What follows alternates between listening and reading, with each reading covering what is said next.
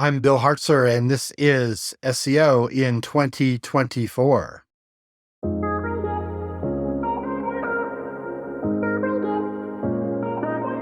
Bill, what is your number one SEO tip for 2024? That's a good question. I think that in 2024, we have to still be looking at links and links from other websites. I really love to optimize and increase the number of internal links. But let's talk about a little bit about a link profile and of your website and actually any kind of links from other websites to your website. So you're talking about not just tier one links, going deeper. So how deep do you go? Are you talking about second tier, third tier, even deeper than that potentially? Yeah, most tools actually, we're for years. For years and years and years, we're always looking at just the tier one links, and tier one is basically another web page out there, someone else's website linking directly to us. Especially in 2024, we need to start looking at tier two. Who is linking to that website or that web page that then is linking to us? And that would be tier two. We can go further beyond tier 3 and 4 and so forth. When we start to think about trust flow and the link juice or whatever you want to call it, page rank, whatever you want to call it, passes from one website to the next. You as your web page, you're getting, link credit, link juice pass from one website to your website. And that's how actually, you build up a little more authority and trust and so forth through those links. However, let's go beyond that in 2023, 2024, 2025. Let's start thinking about the next step and, okay, who is linking to that website? How are they getting their trust and authority? And in some cases, or in a lot of cases, you can bypass that and just go to even a higher authority that's linking to a website that then would link to you. And you can get even better links by going and looking at the tier 2 and tier 3. Not to mention the fact that the tier 1 links may be looking good. However, to really evaluate that website, you need to know, are they part of a blog network? Are they part of some kind of other link network? Are there links that are linking to you? Are they natural links and so forth? And looking at the profiles of competitors and looking at the profiles of the links that you currently have and potentially will get. Got you. Okay. Because I remember years ago looking at the original PageRank algorithm, and there was a percentage of that PageRank that flowed on to the website that it was linking to, and you could track what percentage it was based upon how close that link was to your website. And that obviously passes on authority. But what you're talking about more is trust and the local network. Perhaps we could use network, perhaps I could use another word there, but the local environment where that particular website that is linking to you sits. And if, as you've said, it's part of a blog network that maybe sits on the same server, and there are many links from that similar server that perhaps isn't trusted as much, links to that website. Are you saying that some of that negative situation / authority could impact what you're doing on your website? It could definitely impact it. I think the more likely case, and that we need to kind of understand and look at, is most likely just the fact that Google or any search engine out there, Google or Bing might just be ignoring those links. Let's take it, if you're in healthcare or you have a healthcare related health website, and sure, you do want to get some on topic links from other healthcare websites. However, if there's one particular other healthcare website, sure, that tier 1 link might look great, but the consideration is that the healthcare website linking to you, everything looks good, tier 1, but you look at tier 2, maybe it's all computer and IT related websites that are linking to that health website. And so that's where the trust is paying past, but it's not necessarily topical trust, or it's not necessarily on topic from tier 3 to tier 2 to tier 1, et cetera, to your website. So the network of sites that, that live around that healthcare website that's linking to your health website, that whole network, you would ideally want those to be, be natural and to be healthcare websites. So if you establish that the network that you found that links to you is an environment that you don't want to be in, is disavowing links still a thing in 2024? Yes, sure, you could disavow them. There's probably not, there's most likely there's a good, I would say there's probably a better chance that Google's just ignoring them.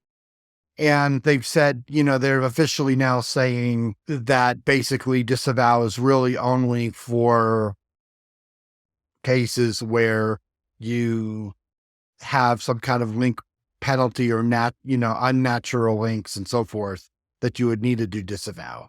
That basically that we're at the point where, Google recognizes most, link situations, and frankly, they're essentially disavowing them already, certain links. So in terms of tools then, I would imagine Majestic is a tool that you use. If so, how do you use it? And do you use any other tool to try and really dive into these multiple tiers of links that you're reviewing?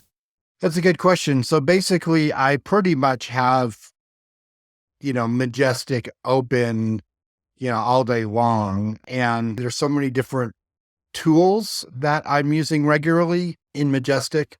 Anything from bulk backlinks to, looking at topical trust flow, but also looking at exporting links into spreadsheets when there's a lot of links and sorting them. I look a lot at anchor text, and I think that's a very good clue in a lot of cases, that if it's a certain domain that I may look at, that I want to look at, the link graph to make sure that, any kind of the network, if you will, of sites, or the link profile looks more natural than unnatural. And let me tell you, I've seen my share of really unnatural looking, link profiles. Once you get past tier 2, it can be very interesting.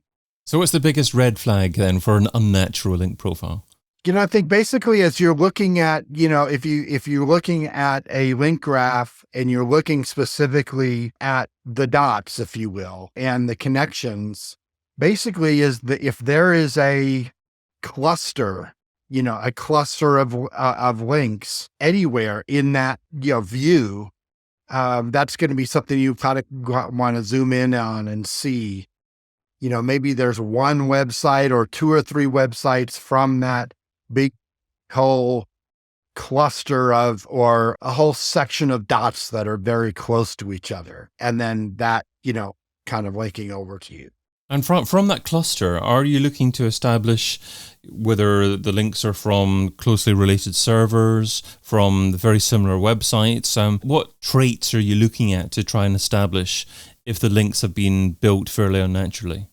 I'm looking more of the fact that there actually is a cluster, and it's fairly rare that those are those are natural links.